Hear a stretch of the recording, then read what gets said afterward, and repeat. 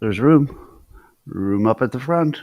Grab your most comfortable chair, your most delicious beverage, and get ready for the experience that you've been waiting for.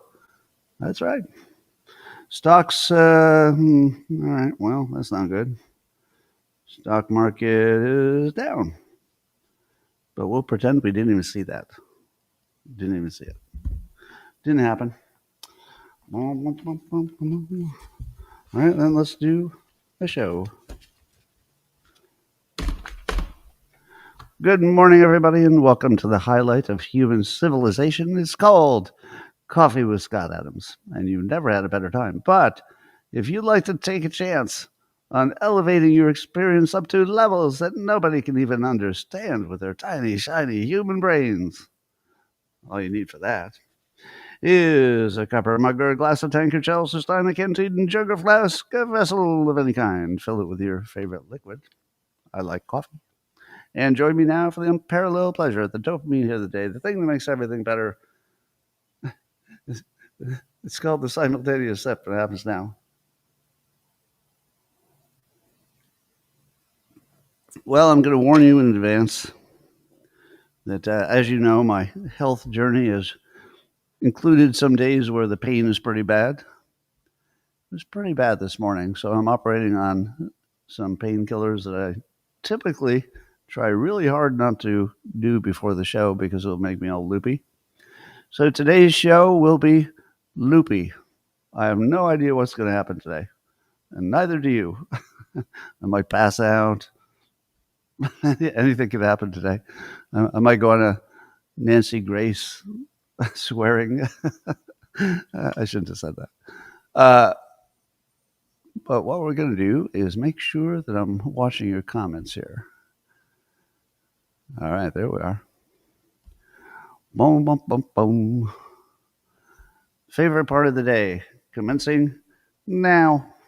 Hey, I wonder if there's any science that they didn't need to do because they could have just asked me. Oh, here we are. According to Bianca Secchinago, there's a new research that says if you cluster unhealthy habits linked to higher depression, you'll have even worse depression. Let me see. Could I have figured this one out on my own? So if you do one thing that's linked with making you depressed, it won't be as bad as if you did two things that would make you depressed individually. I think I would have been all over that. Yeah. Next time, just ask me. You probably heard a bunch of airports are cutting back service 10% today. How many of you would go to an airport if you knew they'd cut back service 10% and you didn't know? Is everybody in the same job today, or are people filling in for other people because of the 10% thing? I'd be a little worried about flying today.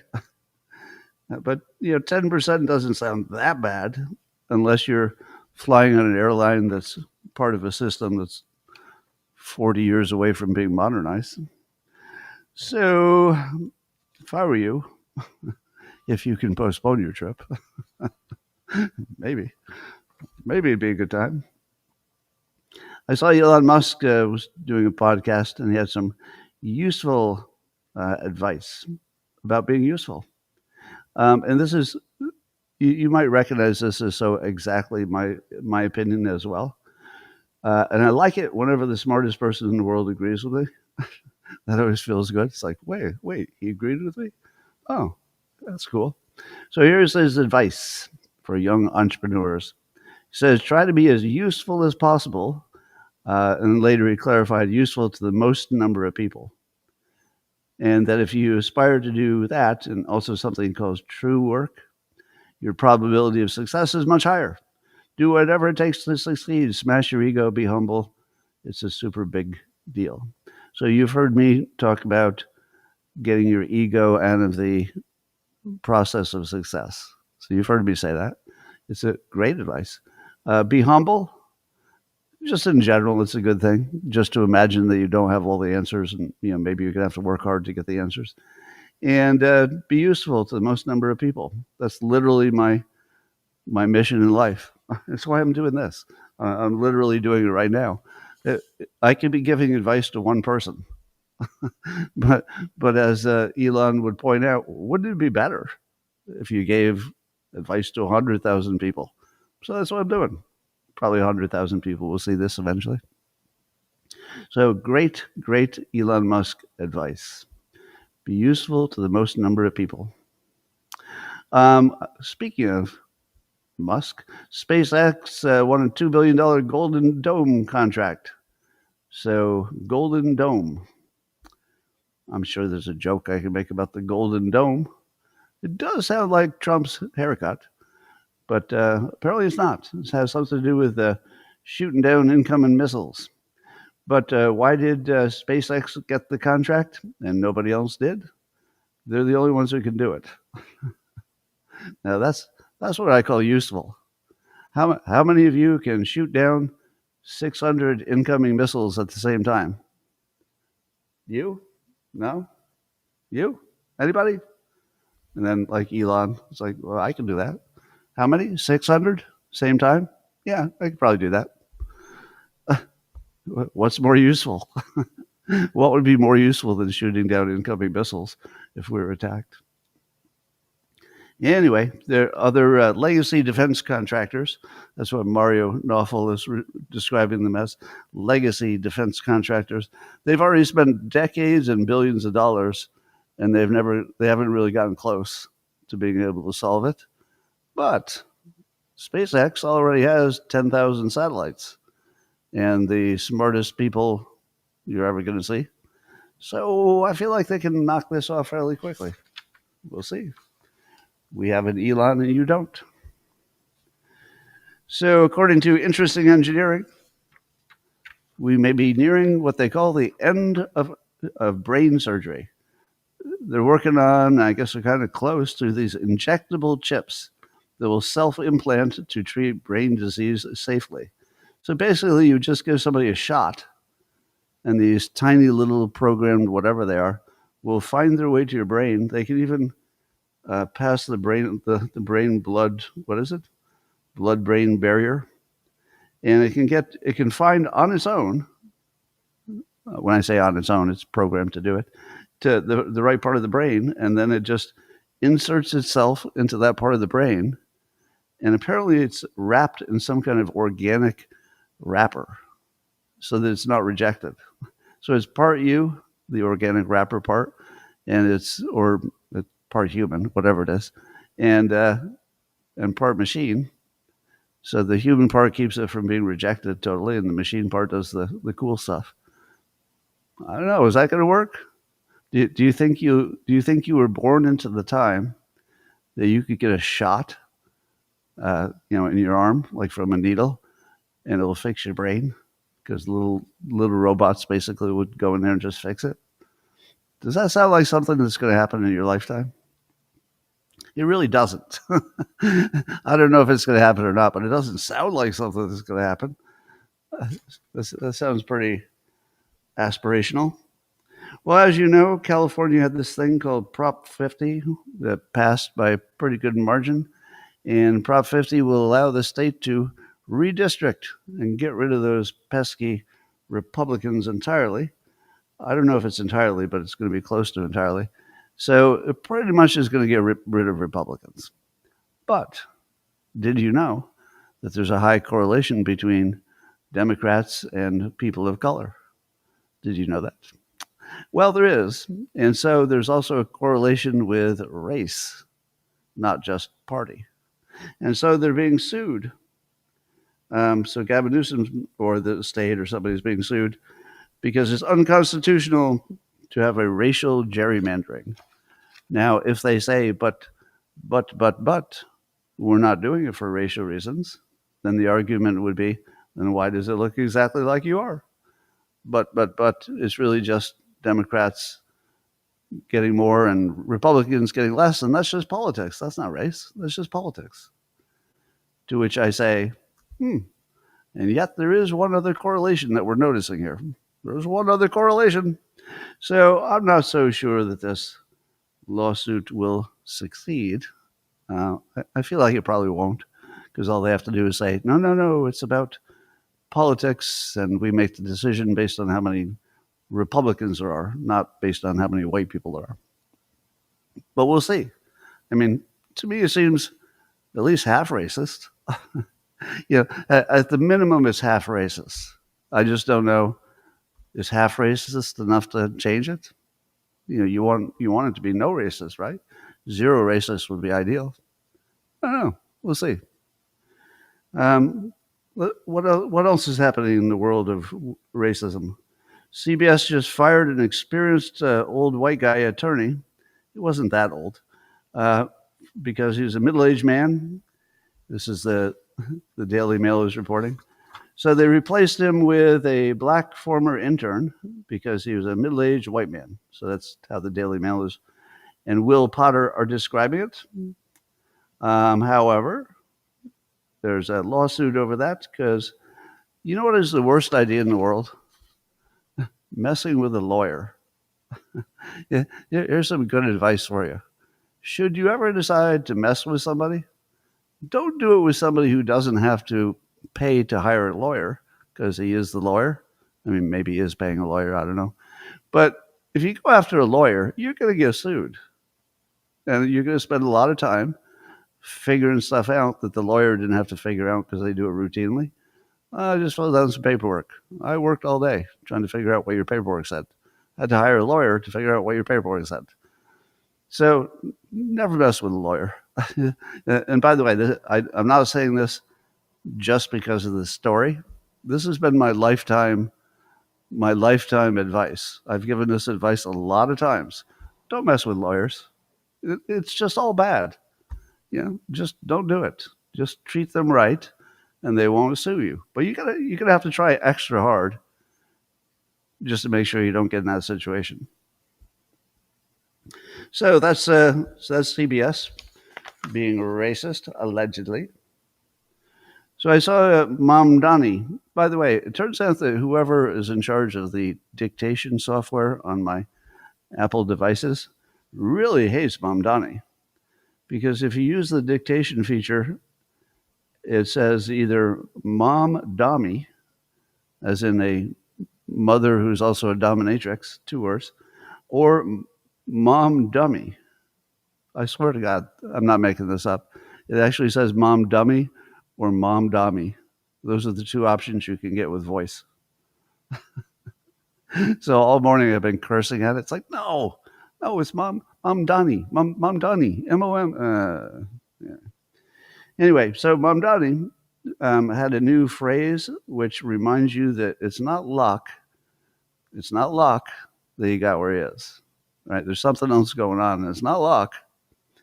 But here's what he said. He said that he promised that the new age, he calls it, of a relentless improvement, where the government will solve all your problems, according to the post-millennial.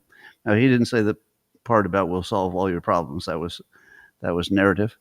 But he did say relentless improvement. Now, you want to hear a real persuasion secret? So this is behind the curtain stuff. This is stuff nobody else is going to tell you. All day long you'll hear about Mom Dami, and unless they heard this from me, you're not going to hear it anywhere else. You ready? Whoever came up with the phrase relentless improvement, if they're also the same person, this is NIF, if that's also the same person who came up with affordability as a keyword, that's who's in charge. That's who's in charge.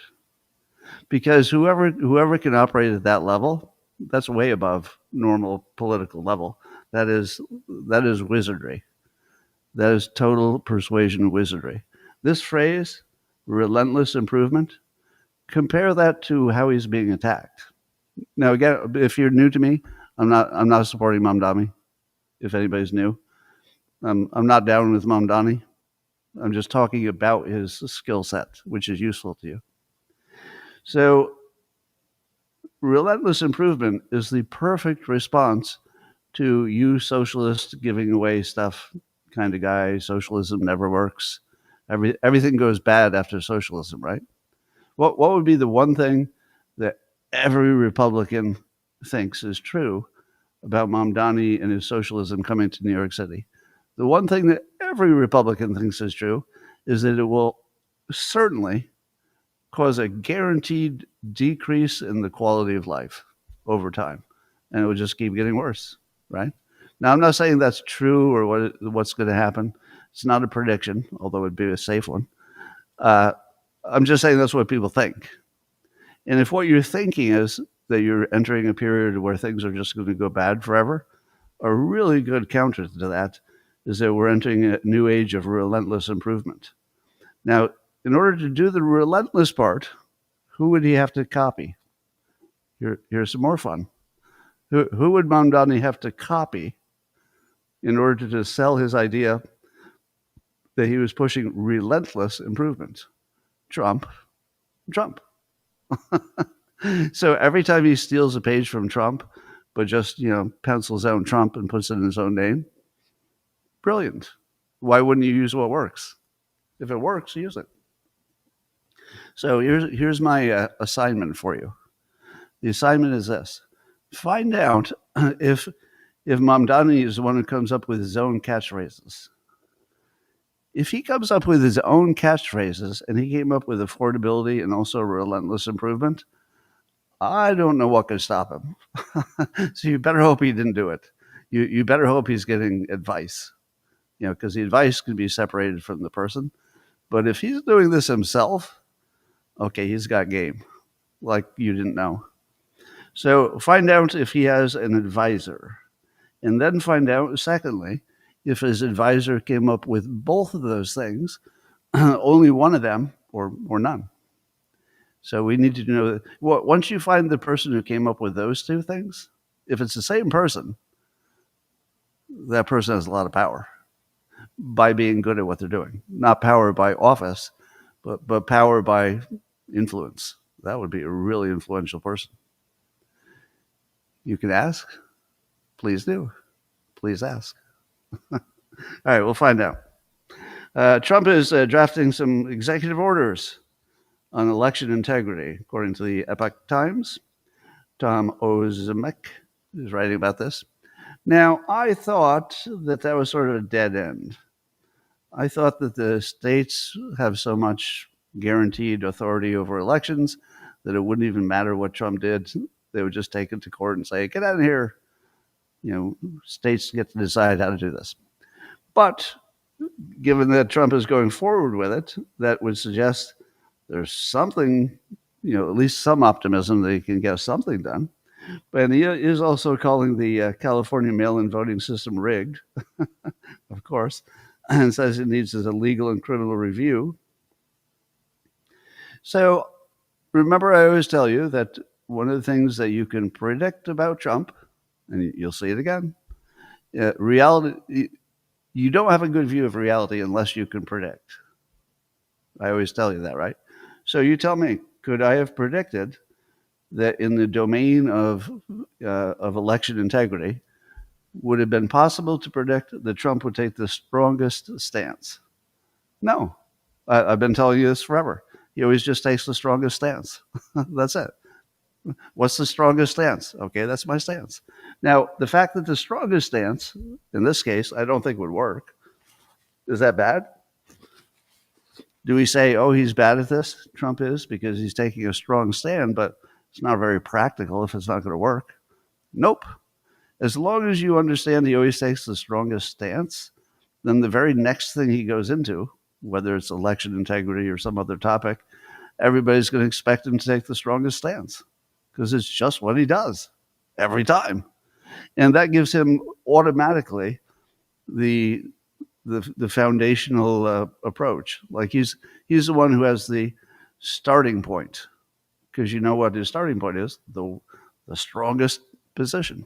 So does he believe that he can win in any of these particulars, such as mail-in voting or any of that? I don't know. I mean, somebody probably told him he had a chance, but he doesn't need to win. He just needs to take the strongest stance and make sure everybody knows it. Anyway, when Carol Levitt was asked what evidence the White House has that there was any rigging involved, What'd she say? Said she would provide evidence of fraud to reporters after the briefing. Really? Because that would be done by now. Alleging that fraudulent ballots are being mailed, names of other people. Well, Republicans, come on, Republicans. You've been playing this game for a while. It works, so that's why you're doing it. The game is, if you can find 3 people who messed around with mail-in ballots, you can talk about those 3 people, and then people who are not paying attention must think, oh, it must be a lot of people. Well, maybe it was just 3. So I'm not sure that whatever the details are going to blow you away. Probably not. Wait, what is this? Something on my desk. Oh my God. Oh my God. Oh my God. It's the Dilbert 2026 calendar. Did you know that this is now available as of yesterday for your purchase on Amazon.com? It's the only place you'll be able to find it. Only on Amazon, nowhere else.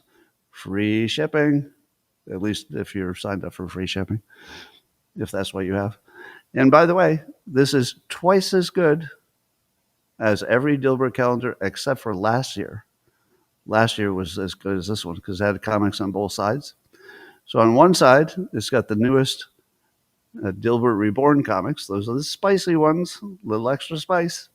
But also on the front, well, front of the calendar, not the box, it has the traditional ones that have already run before, which is normally what the calendar is. Oh my God, there's something else on here. Oh, I forgot to read you a reframe. You want a reframe? From my book, Reframe Your Brain. Now, this book's been out for a while, but if you haven't joined us lately, you don't know that I read a reframe or two every time when I remember it. When I remember it. I'm remembering it right now. All right. Here's one. My feelings are the result of my situation. Most of you think that, right? However you're feeling right now, it's because the situation. It's because of the people, the things, the money. It's the situation. And if the situation were better, you'd feel better, right? Well, here's a reframe. How I feel is my choice. You can choose to be happy in almost any scenario except when you're in physical pain. You can just sort of choose. Now, it seems like you can't, but I'm a perfect example of what they call baseline happiness. When I was in my 20s, I think probably the first time I heard that people would have, terrible problems like, health problems and stuff, and they would be just as happy as if they didn't have a terrible health problem. And I thought, well, that can't be true. There's no way that's true. If you had a terrible health problem that suddenly you never had before, you couldn't be as happy. But honestly, when I'm not physically in pain, I'm just as happy as normal. I really am. If I'm just, watching the 5 in the afternoon and doing what I do in my man cave, I'm perfectly happy. If it doesn't hurt, that's really the only requirement. So there's your thing. Just remember that you do have an option of how you feel that can be separated from what you're experiencing. It takes practice, but you can do it. All right, here's another promises made, promises kept. President Trump is also signing executive orders to get rid of DEI in the military. I thought we already did that, didn't we? Get rid of DEI in the military. Well, we're going to keep doing it, I guess. And then Texas, speaking of DEI, they're suspending their DEI program because it excluded white males. Daily Wire is writing about this. Leif de Menu. Leif de Menu. What a great name that is. Leif. And then I don't know what the LE is. Is that like, it's not like a middle name, right? That would be a 2-part last name. Leif Lemahu. Excellent name. Anyway, so that's a little racism that's going around. I wonder if there's any other racism. Oh, Google also faces the lawsuit. Do you see a pattern yet? Google also faces a lawsuit claiming claiming that an executive was told that promotions were off limits because he is white, and they blacklisted him. And then he reported his supervisor for being a wild drunk, and then that didn't work. So the drunken racist is still on the job, I think. Allegedly drunken racist. Allegedly drunken racist. Yeah, I know Le is off. Anyway, so Google's under a little pressure there. Did anybody see Marjorie Taylor Greene on The View the other day? I was watching that, and it appears, and I can't read her mind or anything like that, but whether or not I ever agree or disagree with Marjorie Taylor Greene, she's just so likable. Is it just me? Am I the only one who just sees her and I think, you're just so likable? It doesn't matter, if I'm on board with the same policies. Sometimes I'm not. Sometimes I am, right? But she apparently, and maybe this is temporary, we don't know, but it looks like she may have softened her, let's say, aggressive or assertive. Still assertive, but maybe dialed down the aggressive part a little bit. Assertive is good. Aggressive depends. And so she sort of made nice with the ladies on The View, and they liked it, and she liked it. And then somewhere around that time, I came up with this realization about myself that might apply to you, and it might be universal. I want to test it out. Okay? There are people on the left that I like while disagreeing with some of their opinions. Likewise, there are people on the right who I like a lot while disagreeing with some of their opinions. And so I was trying to figure out, what is it about the people on the left and the people on the right that would make me like some of them, like really like them a lot. There's just something about their vibe or their, I don't know, just something about it. And I finally figured out what it was. I'm going to read a number of people, and you tell me what the common element is. You ready for this? This will be like a cool little contest you can do at home. So some of these will be on the left. I don't think I have enough on the right, but you get the idea. So what do these people have in common? Donald Trump, Rand Paul, Marjorie Taylor Greene, Nancy Mace, Bill Maher. I threw a Bill Maher in there. Somebody on the left. I would also throw in, what's his name? Jon Stewart. I'll throw Jon Stewart in there. I'll throw Fetterman in there. All right, Fetterman. So you got your Fettermans, your Bill Mahers. So we got a few Democrats. All right. So now you tell me what they have in common. You said charisma. Charisma is true, but it's not what I'm looking for. You're right about the charisma. But I think there's something even bigger. Confidence. Look at that. Confidence. Oh, you're so close. You're so close with confidence, but there are some other words I'm looking for. You ready? Here's the reveal. They're fearless. They're all fearless. Oh, you beat me to it. Damn it. And just as I said fearless, it went by in the comments. So one of you beat me to it. They're absolutely fearless. And I'm just drawn to fearless people. There's a story today about Nancy Mace going off, swearing at some TSA people. I don't even need to know the details. I don't care. I don't need to know the details. I don't need to, support her or not support her or anything. I would just note that she's definitely not afraid of anything. She puts on a very brave persona, which I think is the real thing. I mean, she's, if you look at her life arc, a lot of bravery in there. And all the other guys. Take somebody that maybe you don't like so much, but maybe I like more than you. Take Bill Maher. I know it drives you crazy. I totally understand the people who say, don't make him a hero. Then you're just giving away power to the other side. Get it? I get it. Totally get it. And that's not wrong. You're not wrong about that. But I can't really help who I like. And when I look at Bill Maher, if you look at his history, the way to become Bill Maher in 2025 is to be the worst version of Bill Maher in, I don't know, 20 whatever earlier. Don't you think that becoming a stand-up comedian has got to be the hardest, most humiliating, punch in the gut thing if it doesn't work out that night? And nobody kills it on the first night. So if you look at what a lot of these people had to do to get to the position where we all know their names, it's very impressive. And every one of them is fearless. So I love that. The rest, it's up to them. They'll have to come up with good ideas for me to like the rest. Well, apparently, Apple has made some decisions about their AI, and rather than build one, they're going to rent one. So they checked out a bunch of AIs, and I guess they decided on something called Google's Gemini. Something called. That's just what it's called. It's Google's Gemini.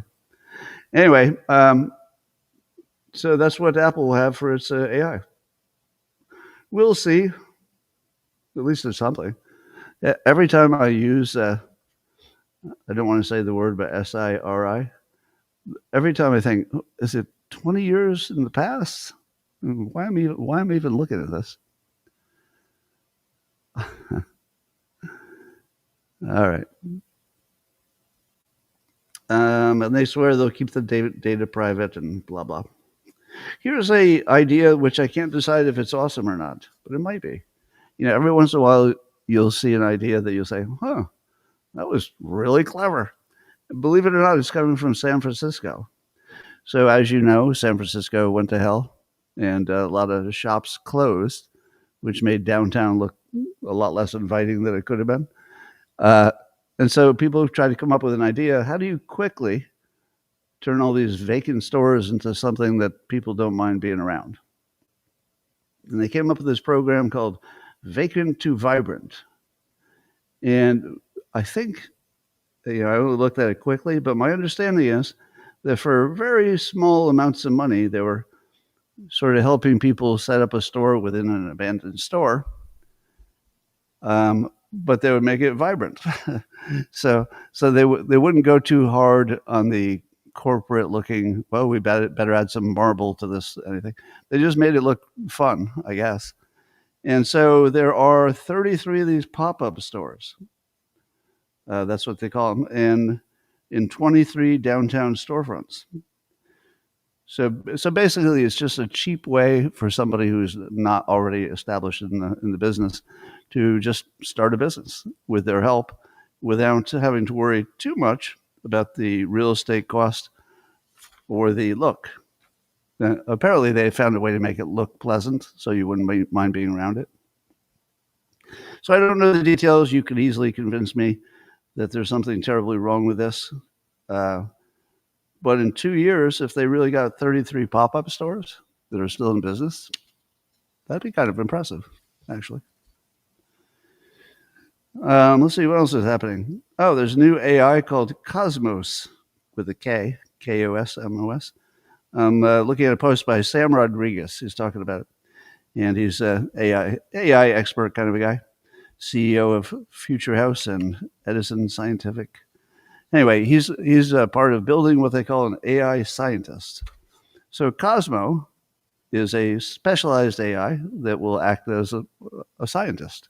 And apparently they've already tested this thing, and it can read 1,500 papers and write 42,000 lines of code, and that 79% of its findings are reproducible.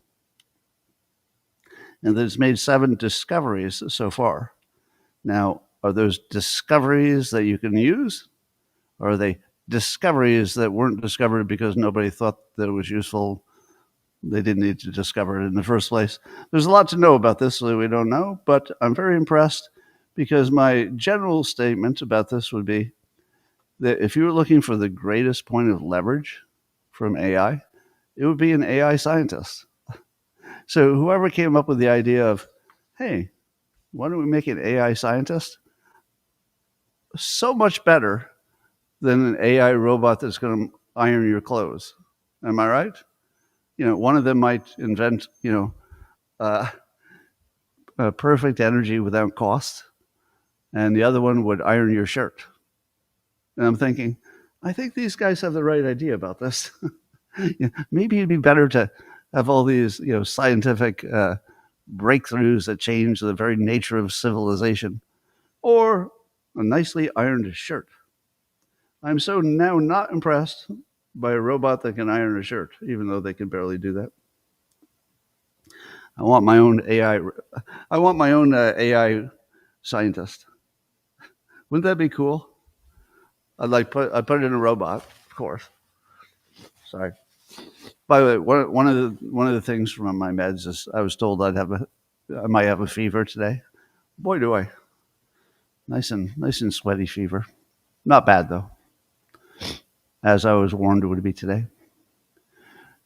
For a Jack Russell Terrier, that'd be a good name. That is a good name. I knew a dog named Cosmo. Cool dog. Anyway, government shutdown apparently continues. I was sort of thinking that the Democrats might, cave in after the election, because they don't need to use it as an election asset anymore. But apparently they decided they did so well in winning the election that whatever they were doing before that, they should keep doing. And what they were doing before it is shutting the government. So now the Democrats think that they've come upon this great plan. Hey, I've got an idea.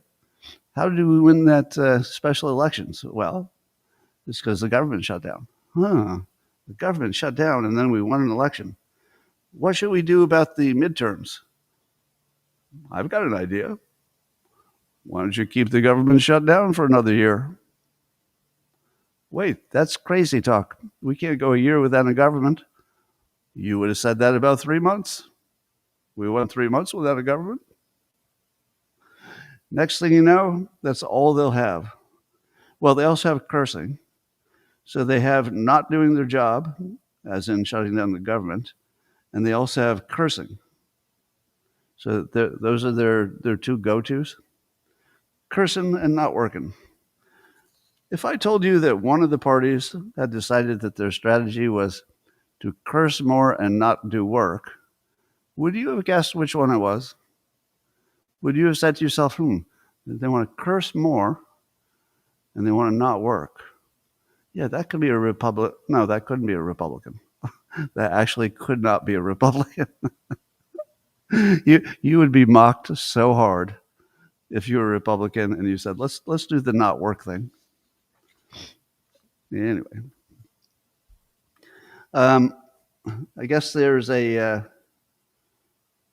Supreme Court is looking at tariffs today, I believe, or this week.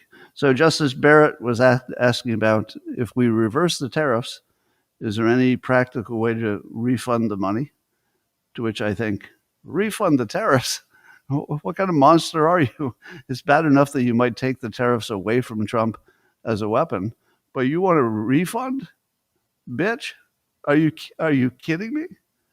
You want to refund the $200 billion that he's already collected. How about we just don't bring that up? Even if we decide we don't want to do tariffs, how about we just keep that money? Can I send over a guy to teach you how money works? His name is Trump. You may have heard of him. And if you can imagine, close your eyes and imagine a table that only has one thing on it, a big pile of money. And all you have to do is take it, and you can keep it, and there's no penalty. What would Trump do? He would probably, check. Anybody really? Are you serious? Nobody's going to take this money. All right. And then he'd scoop it up because he's smarter than you. Not you, but he's smarter than people when it comes to handling money.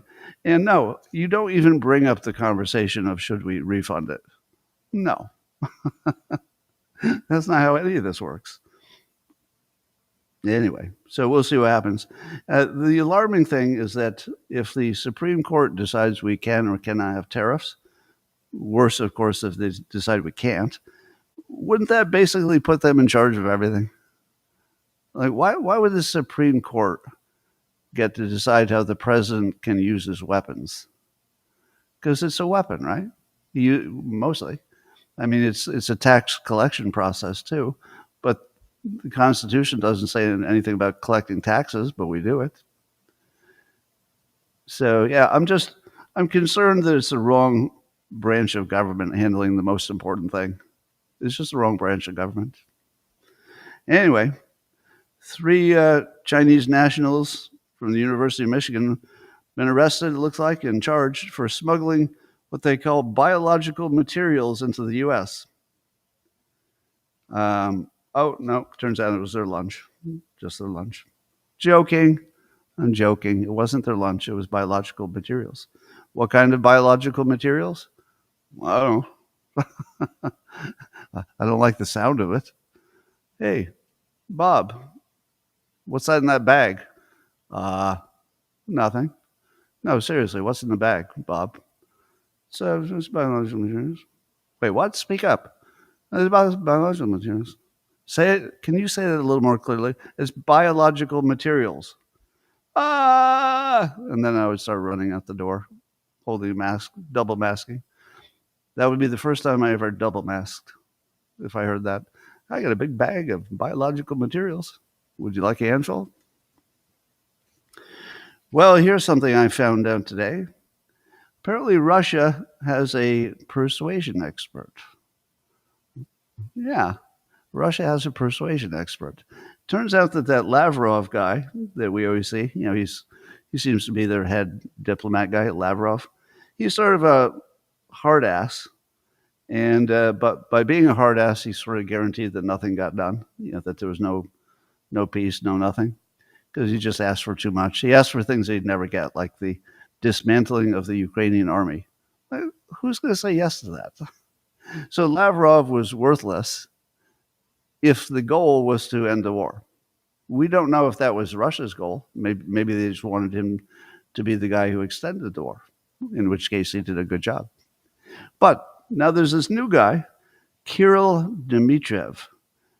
He's a special envoy for now, but he's high up in the influence part of the government. So Putin must like him because he's sort of putting him in charge of figuring out what to do with Ukraine in terms of not ending the war, because I just don't know if Putin is even wanting to end the war, but this guy is taking the lead. But here's what this guy's doing.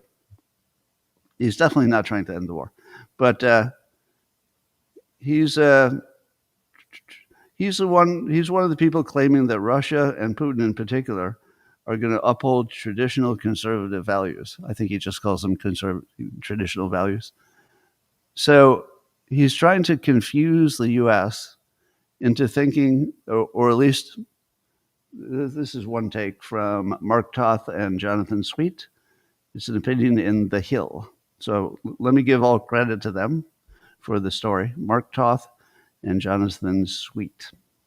So the idea here is that this guy is just going to mess with us, and he's going to act like, oh, those conservatives, we agree with the conservatives.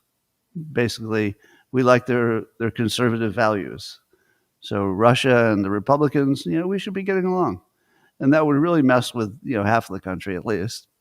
But then what else does he say?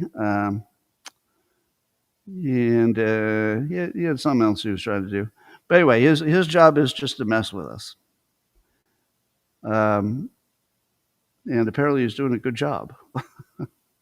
So I wonder if every country has one of him. Don't you think every country has one of these guys whose job it is just to sort of mess with the other country? So it makes me wonder what training he has. Adamski. Does he have the training I have? Do you know how scary that would be if I found out that Russia had a me? Think about it. If Russia had a Scott Adams, just imagine that, because they would have the platform. That would be really dangerous for us. But luckily, they don't have me. Only America has me. America first.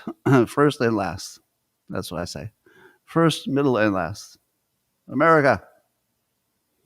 All right. Well, they got a wizard. And let's see what else is going on. Oh, Megyn Kelly was unleashing on Republicans. Oh, part of it was I think there was some thought that the Russians might be boosting Tucker Carlson because that would mess things up in our country. Um, I don't know if that's true, but Megyn Kelly, I saw that Colin Rugg did this on the X post.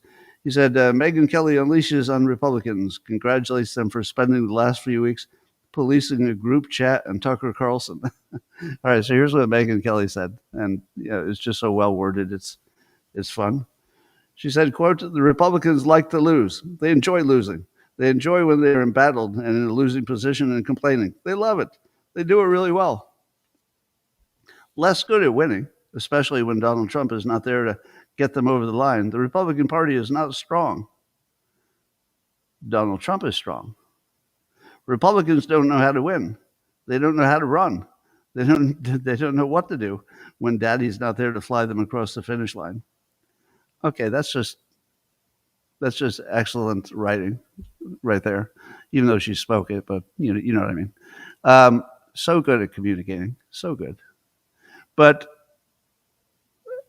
here's my take. I've never really thought about this so much that if you took Trump out of the Republican Party, is it possible that they could never win again?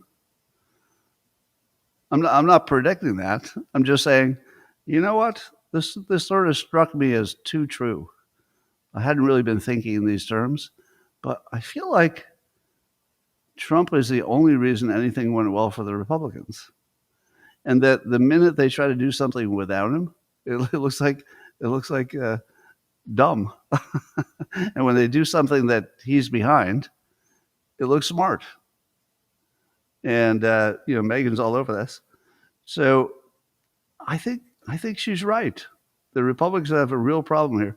Now, the part about going after Tucker, my take on that was, if the only thing you have to do in politics is go after your own team, it kind of means you've already won, because the other team's not worth going after. If there were another team that were a threat, you would go after them first. You wouldn't go after Tucker. But once you got all that taken care of, and the border is sealed, and Trump's doing what he can do, and things seem to be moving in a generally good direction, then you start thinking, that Tucker guy's saying some provocative things that seem to get a little bit too close to the line, and I got some questions. Why is he always so close to that line? I don't know. Can't read his mind. So I don't take it the same way a lot of you. I don't take it as a real fight. I take it as running out of things to do. We ran out of things to do. Now we're going to have to go after each other. That's what it looks like. Anyway, as I said before, and I think this take is the most useful one. We all walk around with our own filter. So if your filter is you're Jewish and you're sort of locked into that view of life, then people who keep bringing up the Jews would be scary. You're like, why do you keep bringing this up? Why is this so important? So if you're Jewish, you would think that looks a little anti-Semitic. If you're not Jewish, and that's not your filter on life, as I've said before, it might look like free speech plus America First. And I'm not defending either position. I'm just saying that depending on your filter, it's two movies playing on one screen. You're all looking at the same stuff, but some of you see a problem and some of you see a nothing. Well, you're getting quite worked up there in the comments, aren't you? Maybe I shouldn't have brought it up. All right, people. That's all I got for you today. We're going to end a little bit early because my hands don't work. So it was really hard to prepare today. I tried to drag it out a little bit so I could get a full hour, but I didn't make it. I'm going to talk to the locals people privately for a moment. And the rest of you, thanks for joining. I hope you got something out of this. Did anybody get anything out of this? Did anybody hear something that was both useful? Remember Elon. Did anybody hear something I did that was useful, but also affected a lot of people? because you heard it all. Hope so. Hope so. Anyway, I'm going to go talk to the locals people privately. The rest of you, hope to see you tomorrow. Boom.